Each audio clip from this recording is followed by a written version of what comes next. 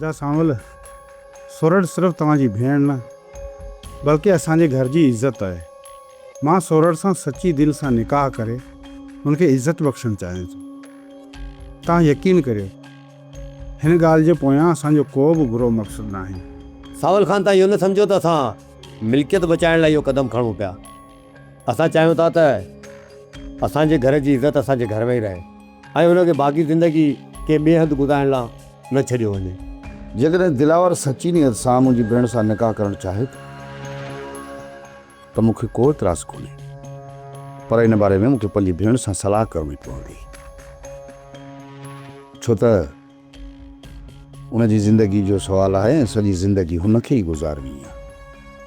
छो त मां ज़ालिम बणिजी पंहिंजो कयल फ़ैसिलो पंहिंजी भेण जे मथां थापुनि था पियो चाहियां। इहा त सुठी ॻाल्हि आहे। हिकु चकर न बल्कि तव्हां 10 चकर सलाह मशवरो करियो। इन ॻाल्हि में त असांखे को बि इतराज़ न हूंदो। ठीकु है सावल खान, तव्हां भले सोरठ खां सलाह करे वठो,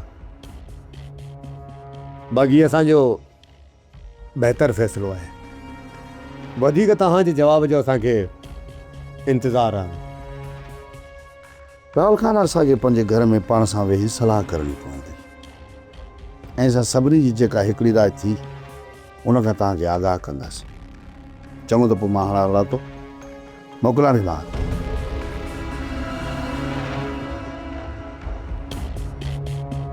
सोट कुझु माण्हू मोकिले रूंडे खे खणाए अच, उन खां कुझु पुछाणो करिणो आहे। वरी जेकॾहिं असां हुनजे घर हलंदासीं त हुननि जूं औरतूं भलो साईं खणी अॻियां अची बीह रहंदियूं ऐं पोइ हुन ज़ालिम खां असां कुझु बि न पुछी सघंदासीं। ठीकु आहे सौट, मोकिलियां थो हींअर हमरा, हिनखे हींअर ई गीले था खणी अचनि। सब्सक्राइब कयो असांजो official YouTube channel Singh TV HD drama ऐं वधीक अपडेट लाइ बेल आइकन खे क्लिक करियो।